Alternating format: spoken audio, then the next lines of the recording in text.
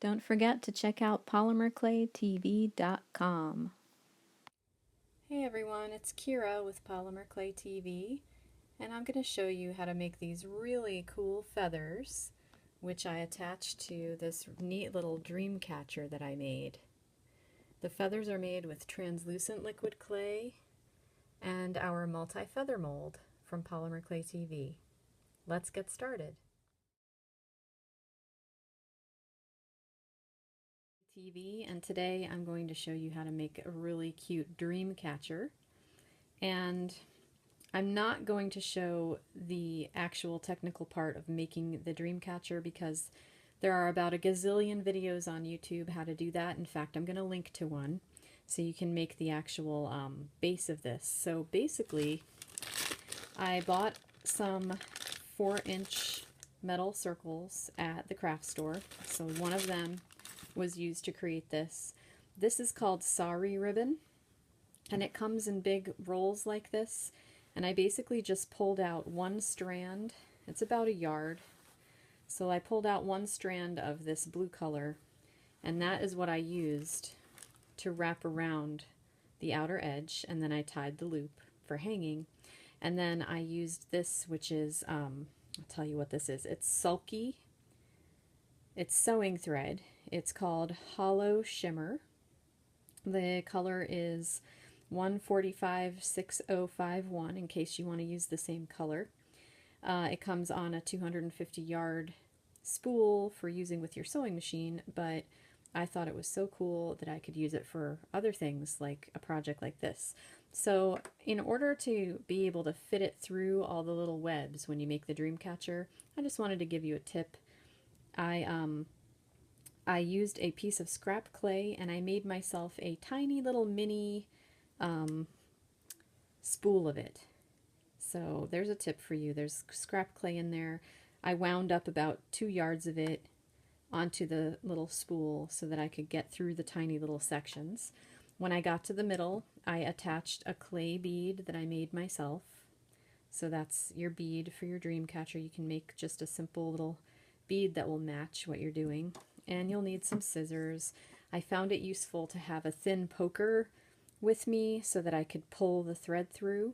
And then I used some Gorilla Super Glue to hold everything together in the end. So I will link to a Dreamcatcher video so that you can learn the steps for doing that, because the thread is so small that I was using, it would be frustrating and take a long time for me to show you how I actually did that. So I'll let someone who's better at this part teach you how to do the Dreamcatcher. Let's get on to the feathers.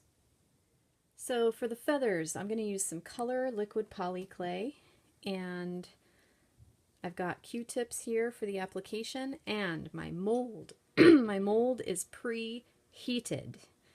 Okay, so I'm going to show you what you can do with a preheated mold. I'm just going to run a bead of the clay real quick. Maybe I'll even just use instead of putting it directly in there, I'm going to paint it into the mold. And the reason I'm doing this is because it's going to start drying and cooking and curing right there in the mold because it's hot already.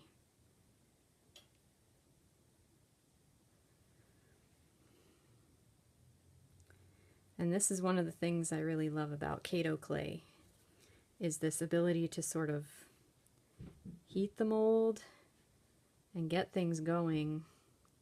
I'm just going to pull it out a little bit and it's going to start to cure.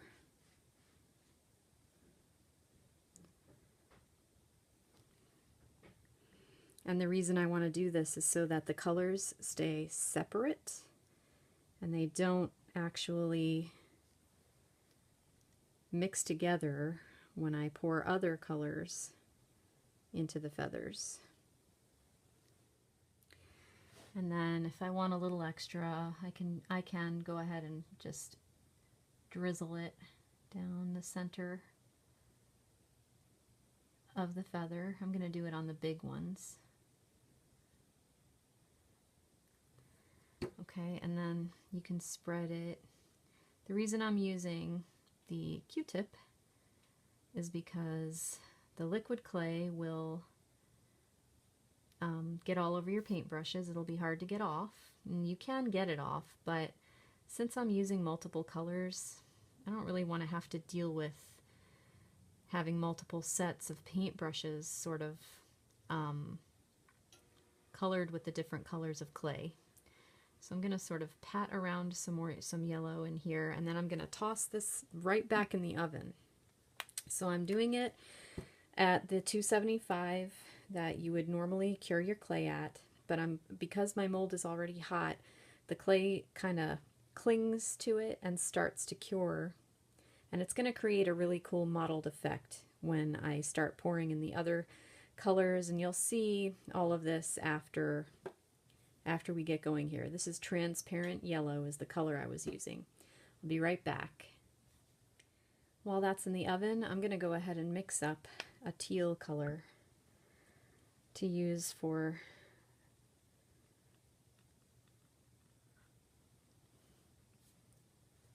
I'm just going to go ahead and grab some here. A teal color for the outer medium edges of the petals. You can totally mix these colors together. I have my I've created pin pricks in the ends here by using just my pin, pushing it in, because I don't want these to be too flowy, but you can make however big a end you want in your tubes. I just didn't want to go too nuts with the whole size. But I'm going to mix green and blue together in my palette.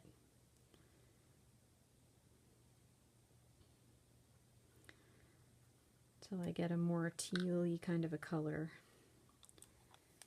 that'll go with the whole color scheme I'm working with here, which is right there. So just keep throwing in a little bit more blue, and you can mix these together indefinitely. They have the same color mixing properties as the clay.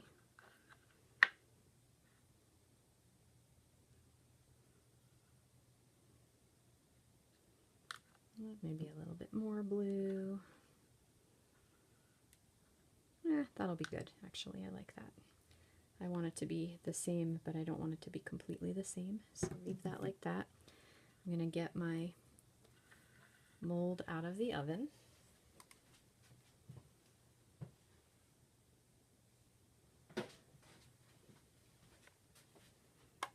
And now that yellow clay has mostly set, so I'm going to go ahead and start painting this color around and over, spreading out past the yellow. And since the mold is nice and hot, it's going to start cooking right there in the mold. And you can see now with this darker color how I'm sort of spreading it a little further, but not all the way to the edge. Not being perfect.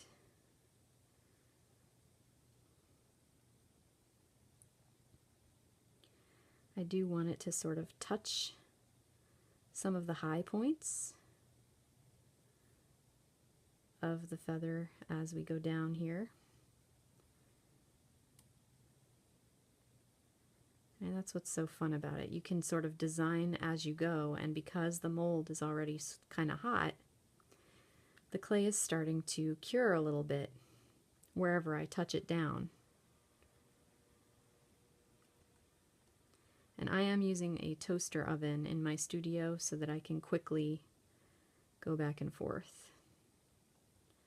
So I'm just going to do this however I see fit here, not covering all the way to the edges of the feathers because I want different levels of color to come out when I flip these over. So I will be right back. I'm going to heat these in the oven once again for about a minute. All of the colors that I'm using are slightly transparent, so I am going to go ahead and do some more layering. This time I'll use a little more blue. I'm going to go ahead and put blue directly behind the sort of turquoisey aqua color. And you can see I'm really just building up layers. And, oop, look at me, I'm also pouring it out. And spots of color. And I'm still not going all the way to the edge because I'm going to save the edges. They're going to be purple. So when I go ahead and fill the entire thing, it's going to be with the purple color.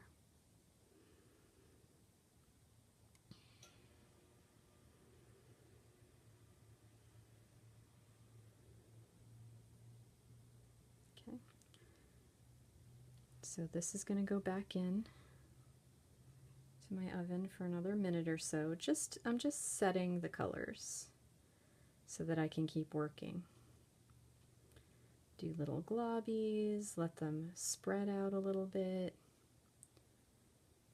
I'll clean this up in a little few minutes, but mostly just want to build the layers from front to back. Be right back. We are out of the oven again, and now we're going to go ahead and fill with purple. Now, what's happening next is that we need to have a way to attach these feathers to this Dreamcatcher. So what I did is I went ahead and cut 4 lengths, too short and too long, of some sparkly yarn thread, and I'm going to embed it in this next layer of clay. So I'm going to go ahead and pour the purple into these wells. I'm going to spread it around, get it all the way out to the edges this time.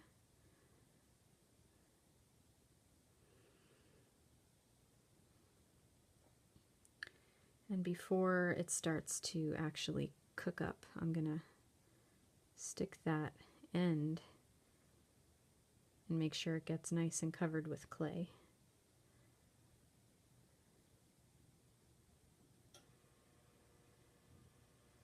Because that is what I'm going to use to dangle my little feathers off the Dreamcatcher.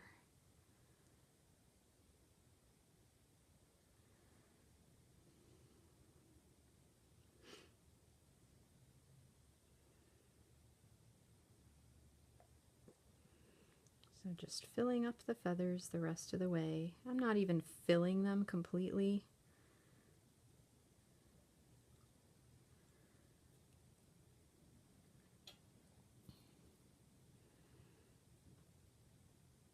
But I am making sure that the clay goes all the way out to the ends of the feathers so that I get all of that good feather detail in my design.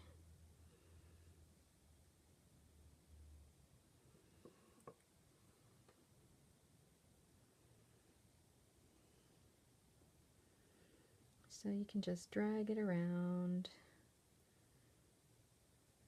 make sure it gets all the way to the ends and that you're not getting any air bubbles in the clay. And then embed your little string pieces in the top there so that you have something to hang it with. And you see I'm not being particularly neat about this, and I'll show you how to clean this all up after we're done. Just going to make sure that it is in fact filling the entire feather. So you may need to mess with it a little bit, poke it around. And then I'm going to bake this for the 30 minutes to set the liquid clay completely. So you always want to make sure that as you're doing partial bakings like this, that your final bake is the right temperature and the right amount of time so that your clay completely sets properly. These are fresh out of the oven. They're going to be very hot and they're going to still be sticky and they're still going to be like flexible. So don't touch them, let them dry and cool for a little bit. Now we're going to work on unmolding these. I've got Tim Holtz Tonic scissors and I really like them for this type of a process. So I'm just going to pop one of these out.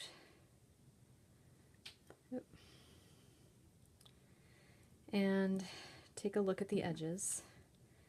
And if there's anything sort of sticking off that you don't like, you can quickly just shave it off with your scissors. You can use any scissors. I just happen to have these, and this is what I really like doing with them, is using them to trim my clay, because they're pretty heavy-duty scissors. Not that this is a heavy-duty job, but they're also very precise. I just like them. If you have them, try them on your clay. If you don't have them, you might want to get them. They are something you can get at most of the craft stores, and you can get them with a coupon, which is what I did. And they're useful for all kinds of fun things in the studio, but I use them a lot for cutting the edges of my clay.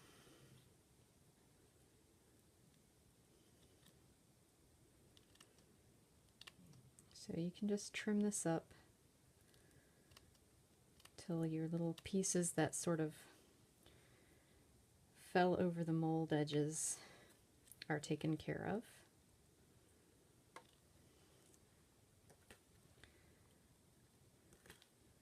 And as this clay dries or cures, however you want to call it, it's going to harden up on you a little bit so that they won't be so flubbery. When polymer clay comes straight out of the oven, it's rubbery feeling. It's more fragile at that point, so you want to be gentle with it. And then it hardens, and then you're fine. If it's baked right, it will still retain some amount of flexibility. See, it's still pretty flexible. All right, now I want to show you something fun, because that transparent yellow has all but disappeared. So we're going to use some Inca Gold, which is a really fun product. It's just a paste that you put on with your finger.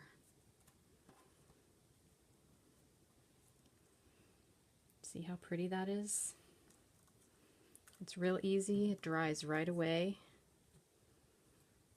And you can just glide it on the tippy top edges of your clay. Put on as much or as little as you like. And it just brings out all those beautiful feather details.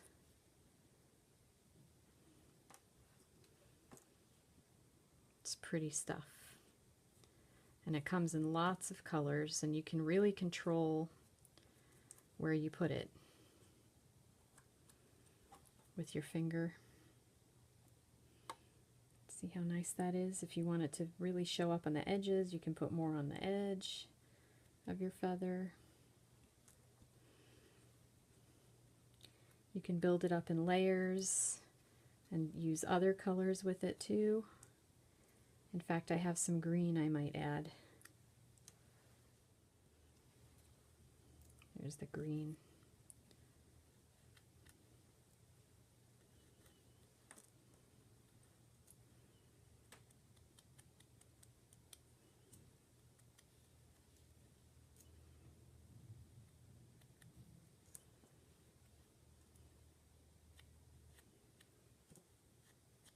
You can use your finger to completely control where it goes.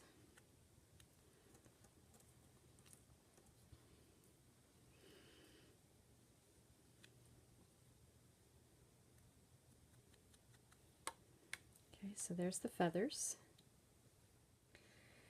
So these are called E-beads. So I just strung some large E-beads on the ends of the feathers. You can find E-beads at most bead stores and online, and I like them because they have a nice big hole. Oops. So the last thing is to just decide where you want your feathers to hang and tie them on. So I'm going to tie mine on a little off center. I'm going to flip this over to the back because I want the knots to be on the back. So just see where your feather's going to sort of hang. Just check the direction of where the strand is sort of coming in from the back, and then just tie a knot.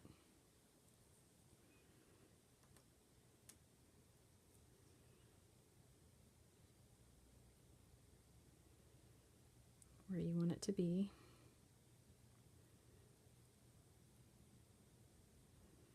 And cut off the extra, and you'll have a really cute little dream catcher.